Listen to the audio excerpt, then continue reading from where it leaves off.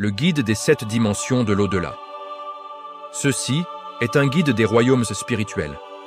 La plupart des chrétiens pensent que le royaume spirituel ressemble à ceci. 2 options, le ciel ou l'enfer. Mais il est en réalité plus proche de cela. Nous avons examiné chaque verset de la Bible mentionnant l'au-delà et découvert qu'il existe en fait 7 dimensions spirituelles distinctes, très différentes les unes des autres. Toutes créées par Dieu dans un but unique, elles renferment des secrets dont vous n'avez probablement jamais entendu parler. Chacune est mentionnée dans votre Bible et il est crucial de les comprendre en tant que chrétien. Première dimension, Sheol, Hadès, le lieu d'attente. La première dimension spirituelle est connue sous le nom de Sheol en hébreu et de Hadès en grec. Le mot Sheol signifie « la terre des morts » et s'avère bien plus fascinant qu'on ne le pense généralement.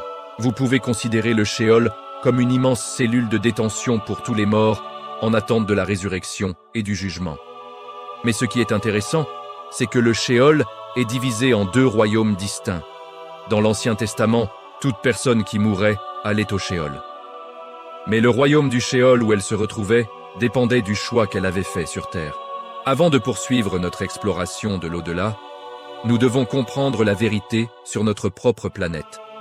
Il existe ici des êtres spirituels avec lesquels nous partageons cet espace et qui partageront également l'éternité avec nous. Il est important de les connaître. Deuxième dimension, la Terre, le champ de bataille spirituel. Vous pourriez penser que la Terre n'abrite que l'humanité, mais ce n'est pas vrai. Nous partageons cette planète avec au moins 2 autres groupes d'êtres invisibles. Bien que l'idée puisse sembler folle, écoutez attentivement. Ces 2 groupes n'ont pas leur origine ici, mais sont venus pour des raisons différentes. Le premier groupe est une race de démons, des anges déchus qui ont été chassés du ciel et contraints d'errer sur la terre. Le second groupe est une race d'anges, des esprits serviteurs envoyés par Dieu pour visiter la terre, accomplir certaines missions et transmettre des messages. Les démons sont les serviteurs de Satan, mais il semble qu'eux aussi n'agissent qu'avec la permission de Dieu. Fait unique, les démons semblent également pouvoir habiter des personnes ou des lieux, mais ils ne sont pas confinés à la terre, car certains sont envoyés dans l'une de nos autres dimensions, l'abîme. Nous explorerons l'abîme un peu plus tard dans cette vidéo.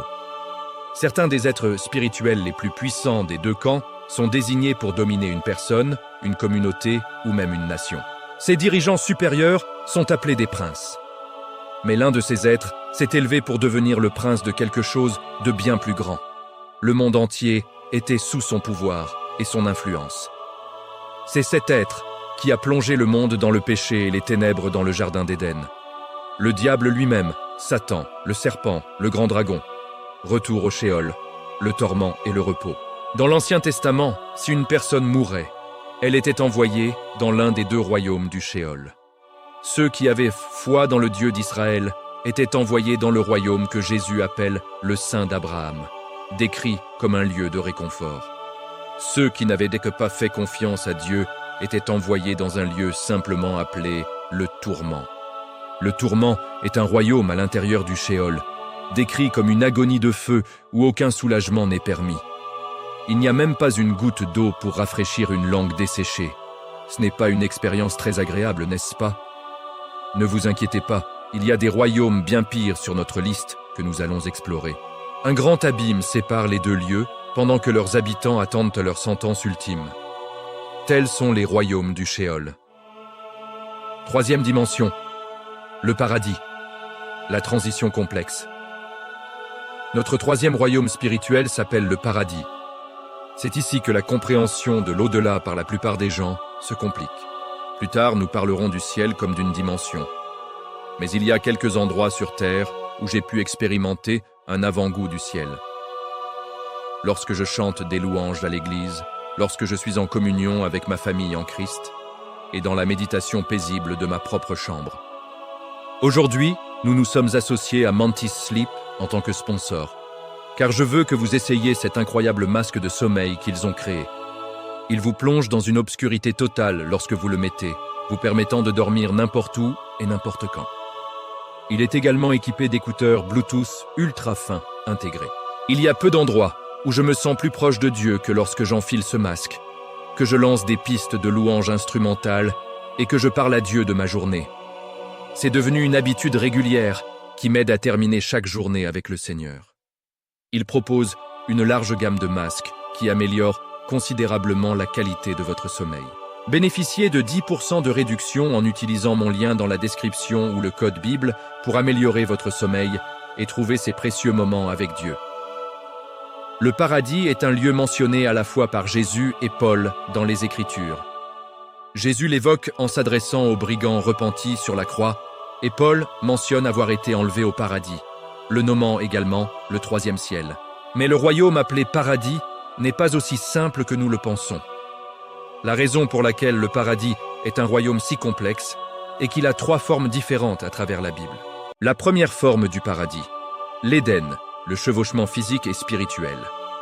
La première forme était la création du jardin d'Éden, où les dimensions du ciel et de la terre se chevauchaient. C'était un lieu où Dieu pouvait descendre du ciel et marcher avec l'humanité. Un endroit où le physique et le spirituel se superposaient. Notamment, l'arbre de vie était enraciné dans le jardin d'Éden, offrant l'immortalité à l'humanité jusqu'à ce qu'elle soit chassée à cause de son péché. Comme vous le voyez, il y avait un chevauchement où Dieu pouvait visiter les humains, mais il n'avait pas complètement emménagé dans leur espace. Le physique et le spirituel étaient toujours des royaumes distincts. Après la chute, la première forme du paradis fut coupée des hommes. Des anges furent envoyés pour garder l'entrée. Les royaumes physiques et spirituels furent séparés et le sont restés jusqu'à aujourd'hui. La deuxième forme du paradis, le repos des saints, le royaume spirituel pur. Mais au moment où nous parlons, le paradis dans sa deuxième forme est en train d'être rapidement peuplé.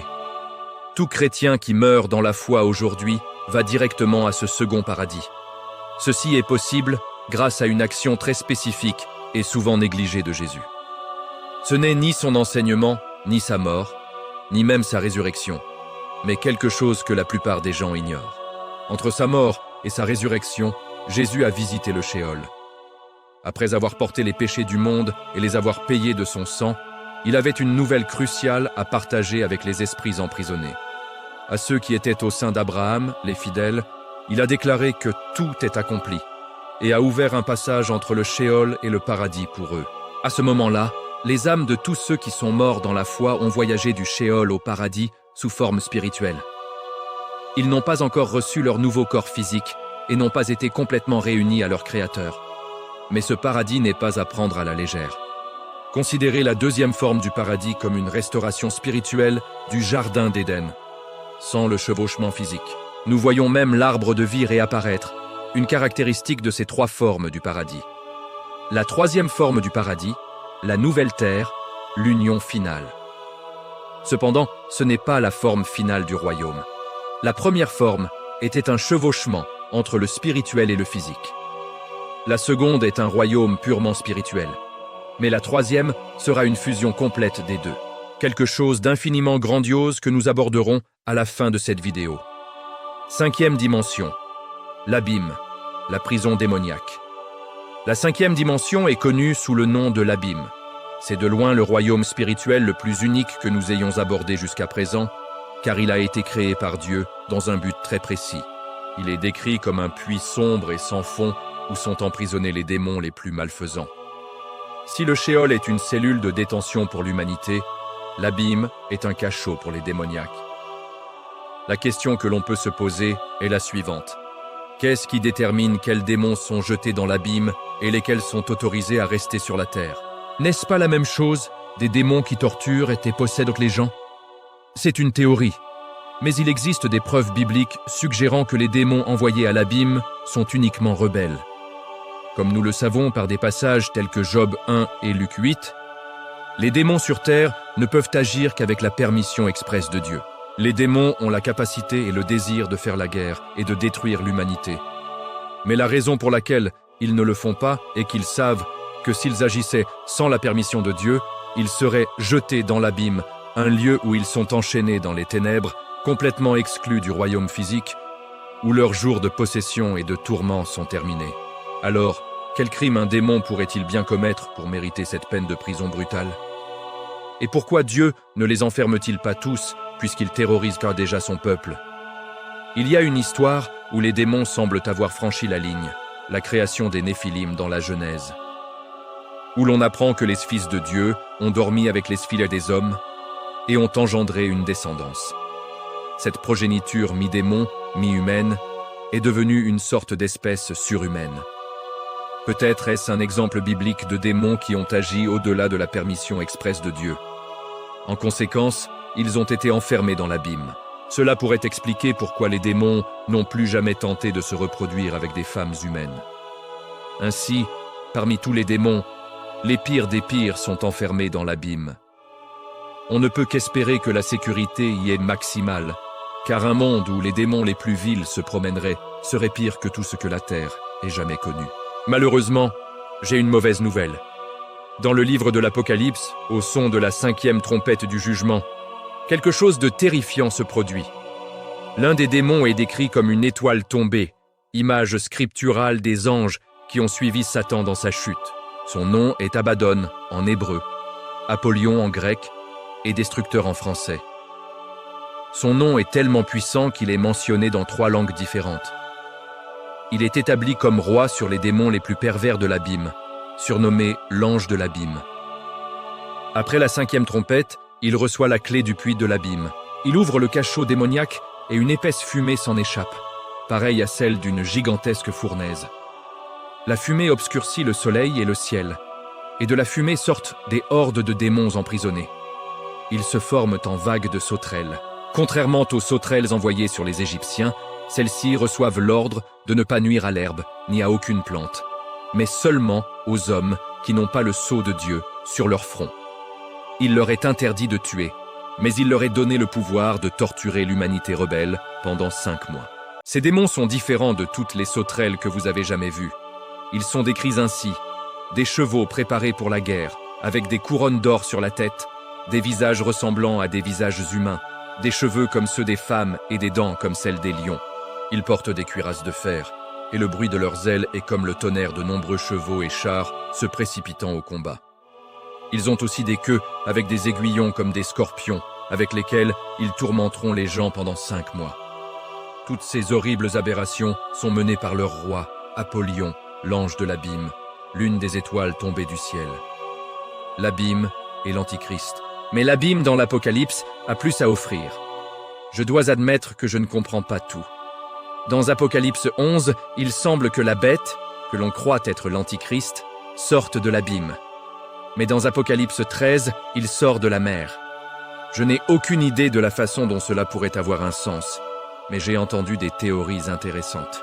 Il est possible que, lorsqu'Apollyon ouvre l'abîme, il libère l'esprit démoniaque de l'Antichrist, qui prend plus tard la forme ou possède un homme issu d'un pays autour de la mer Méditerranée, expliquant pourquoi il vient à la fois de l'abîme et de la mer. Ce n'est qu'une théorie. Il y a un autre événement significatif qui se déroule dans l'abîme. Après la guerre entre le Christ, l'ultra-instinct Christ, selon votre expression, et les armées de la Trinité impie la bête et le faux prophète, sont maîtrisées, mais le cerveau derrière tout cela est mis à part pour sa propre punition unique. Un ange descend du ciel, tenant une grande chaîne et la clé de l'abîme. Il saisit Satan, l'enchaîne et le jette dans l'abîme pour 1000 ans. L'abîme est verrouillé et scellé sur lui, l'empêchant de tromper les nations pendant un millénaire. 6e dimension. L'étang de feu. La destination finale du tourment. Avant de passer à la suite de l'histoire de Satan, nous devons examiner les 2 derniers royaumes spirituels, considérés comme des destinations finales. Alors que tous les autres royaumes étaient des lieux de détention ou des prisons temporaires, ces 2-là sont les seuls qui subsisteront indéfiniment. Pour l'instant, ces 2 dimensions sont en réalité vides. Pour comprendre leur fonctionnement, il faut d'abord aborder un événement qui doit se produire avant que leurs portes ne s'ouvrent, la résurrection. La résurrection. Chaque être humain qui a vécu et est mort connaîtra une résurrection. Peu importe où vous êtes mort ou ce qu'il est advenu de votre corps physique, vous serez convoqué devant Dieu.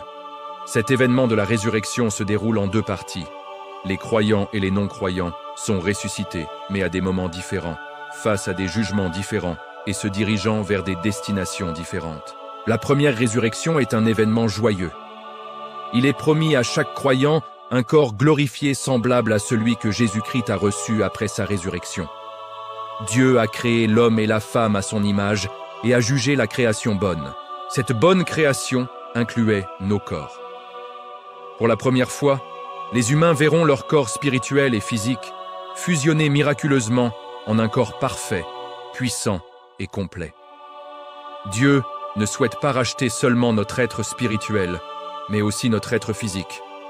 Pour ce faire, il ressuscitera nos formes physiques dans un état glorifié.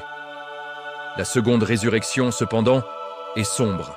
C'est là que les morts détenus dans le royaume de tourment du Sheol sont finalement libérés, uniquement pour être condamnés à un sort bien pire. Au lieu d'être ressuscités pour la gloire, ces individus sont ressuscités pour le jugement. Tout non-croyant qui a jamais existé comparaîtra pour être jugé sur ses actes. La fracture entre chrétiens et non-chrétiens sera plus claire que jamais. Et ce qui attend les non-croyants est certainement la dimension spirituelle la plus horrible jamais créée. L'étang de feu, l'enfer. La sixième dimension de l'au-delà spirituel est connue sous le nom de l'étang de feu. Nous avons exploré quelques dimensions qui vous ont probablement effrayé, mais aucune d'entre elles ne devrait vous effrayer autant que celle-ci. L'étang de feu est un lieu de tourment et de destruction éternelle, la destination finale de la majorité de l'humanité, communément appelée l'enfer. L'enfer n'a pas été créé pour les humains. L'étang de feu a été préparé par Dieu comme lieu de punition ultime pour le diable et les démons qui se sont rebellés avec lui. Le mot utilisé par Jésus est « Géhenne », qui se traduit littéralement par une décharge à l'extérieur de Jérusalem. C'était un lieu mentionné plusieurs fois dans l'Ancien Testament où se déroulaient des sacrifices démoniaques. Le feu y faisait rage constamment pour brûler les ordures, et les asticots et les vers infestaient tout ce qui était en décomposition. La fumée de cette décharge produisait une odeur nauséabonde et persistante, visible par tous. C'était un endroit répugnant, un véritable désert physique et spirituel. Jésus utilise ce mot pour décrire ce que serait l'enfer. Les descriptions de Jésus ne s'arrêtent pas là. Il a parlé de certaines personnes héritant de la vie éternelle et d'autres du châtiment éternel. Ceux qui sont jetés dans le feu sont décrits comme étant dans un lieu où il y a des pleurs et des grincements de dents. Nous comprenons les pleurs, mais le sens du grincement de dents est souvent mal interprété. La Bible utilise cette expression pour désigner la colère féroce et la haine envers quelqu'un. En d'autres termes, ceux qui sont jetés en enfer seront dans un profond désespoir, mais ils ne seront pas repentants. Leur réponse envers Dieu sera faite de haine et de fureur. De manière poétique, ils brûleront de colère pour toute l'éternité, leur propre colère agissant comme une source de carburant infini pour le feu éternel. Depuis 2000 ans, Satan sait que c'est là qu'il finira inévitablement. Mais sa haine pour l'humanité ne s'est pas estompée. Et il est déterminé à ne pas y aller seul. Son plan est d'y entraîner le plus d'humains possible. Les premiers à goûter à l'étang de feu sont deux des chefs responsables de la rébellion mondiale de l'humanité contre Dieu, la bête et le faux prophète. Mais cela ne s'arrête pas là, car l'enfer consomme non seulement les personnes rebelles et les êtres spirituels, mais aussi des dimensions spirituelles entières. La liste des victimes de cette dimension est vaste. Toutes les puissances et principautés sataniques sont jetées dans l'étang de feu. L'abîme est vidé de ses prisonniers, tout comme le Sheol, la terre des morts. Chaque personne qui n'était pas inscrite dans le livre de vie de l'agneau est jetée dans l'étang de feu, ainsi que les dimensions dans lesquelles elles attendaient. Le Sheol et l'abîme sont jetés dans l'étang de feu, ainsi que l'ennemi ultime de l'homme, la mort elle-même. Là, dans le lieu où le ver ne meurt jamais, la fumée de leur tourment monte au siècle des siècles. Septième dimension, la nouvelle terre, le troisième paradis, l'union finale. Alors que la mort et le châtiment sont exécutés, une histoire simultanée et bien plus heureuse se déroule. Le royaume que nous avons appelé paradis a connu deux expressions jusqu'à présent. Mais ce qui est à venir est la troisième et ultime expression, où, pour la toute première fois, les royaumes spirituels et physiques ne font pas que se chevaucher, mais sont complètement unis, joints et faits un. Pour comprendre comment nous en arrivons là, nous devons suivre le parcours d'un individu racheté. Au retour de Jésus, chaque croyant reçoit un corps glorifié. C'est la première résurrection. L'Écriture dépeint une image de nous régnant et gouvernant aux côtés du Christ pendant une période de 1000 ans. le même millénaire où le diable est enfermé dans l'abîme. Jésus est venu dans un but précis, et chaque croyant ressuscité à son avènement se voit attribuer un rôle spécifique. La tâche que nous partageons tous aux côtés de notre Seigneur et Sauveur est de préparer l'humanité et le monde à la venue du Père. Le but du règne de 1000 ans est de rassembler ce qui était séparé, de préparer les royaumes physiques et spirituels à être unis. Le premier paradis a vu Dieu nous visiter dans le royaume physique. Le second paradis nous a vu visiter Dieu dans le royaume spirituel. Mais le troisième paradis, la nouvelle terre, est Dieu qui fait sa demeure avec nous sur la terre. Les royaumes spirituels et physiques, qui avaient été coupés lors de la chute dans le jardin d'Éden, sont maintenant fusionnés en une seule dimension complète. Dieu a toujours exprimé son désir de vivre avec l'humanité. Depuis sa présence dans le tabernacle et l'arche de l'Alliance, jusqu'à sa présence dans l'Église et dans le cœur de son peuple par son esprit. Cependant, le Père a toujours dû voiler sa gloire, de peur que nous ne soyons détruits. À la fin du règne millénaire, le temps est enfin venu pour Dieu de s'installer de façon permanente avec son peuple. Sa maison sera établie parmi nous, et son être sera vu clairement pour la première fois. Nous sommes unis dans un mariage avec celui qui est sur le trône, vivant ensemble comme une famille parfaite dans un amour parfait. Le vieux monde disparaît, et une nouvelle terre est créée.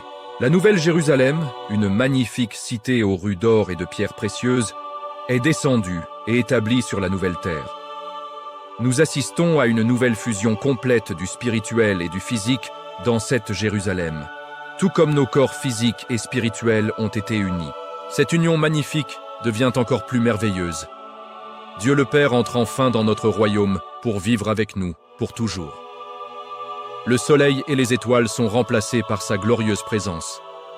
Il n'y a plus de temple, car l'accès à Dieu est illimité. À l'intérieur de la ville coule le fleuve de la vie, limpide comme du cristal, provenant du trône de Dieu et de l'agneau. De chaque côté se trouve l'arbre de vie, portant 12 récoltes de fruits, chacune en son mois. Les feuilles de cet arbre sont pour la guérison des nations, et il n'y aura plus jamais de malédiction. Dieu habitera dans la ville, et son peuple le servira. Ils verront sa face, et il n'y aura plus de nuit, ni besoin de lumière de lampe ou de soleil. Le Seigneur Dieu leur donnera la lumière, et ils régneront au siècle des siècles. Toute cette scène est incroyable. Mais ce qui est le plus époustouflant, c'est que le mystère révélé est celui d'un mariage, l'union entre Jésus et son épouse, l'Église. Depuis la création du premier homme et de la première femme, nous avons entendu que les deux deviendront une seule chair, une relation réservée uniquement aux époux, mais que nous allons maintenant vivre avec le Christ pour toujours. Lors de ces noces, nous assistons à l'amalgame final des royaumes physiques et spirituels. Désormais, les deux sont faits un, complètement et éternellement. Et ce que Dieu a uni, que l'homme ne le sépare pas. Nous avons commencé avec 7 dimensions spirituelles, mais à la fin des temps, il n'en restera que 2. Les gens sont soit complètement séparés de Dieu, soit complètement unis à lui. Aujourd'hui, vous êtes confrontés à cette question. Où voulez-vous passer votre éternité? Allez-vous choisir de vivre une vie qui se glorifie elle-même et finir par la destruction éternelle? Ou vous agenouillerez-vous devant le Père de l'univers pour passer l'éternité à adorer l'agneau qui est mort pour vous libérer? Si vous avez aimé cette vidéo, je vous invite à regarder la suivante. C'est probablement la meilleure qualité que nous ayons jamais produite, et elle nous a pris environ 3 mois. Si vous êtes chrétien, je vous promets que vous en tirerez quelque chose. Si vous souhaitez soutenir la chaîne, pensez à devenir membre ou à rejoindre le Patreon. J'ai récemment créé un serveur Discord exclusif pour les membres, où vous pourrez me parler directement et même collaborer aux futurs projets de script. Si cela vous intéresse, n'hésitez pas à vous inscrire. Et si ce n'est pas déjà fait, pensez à vous abonner. Merci à vous.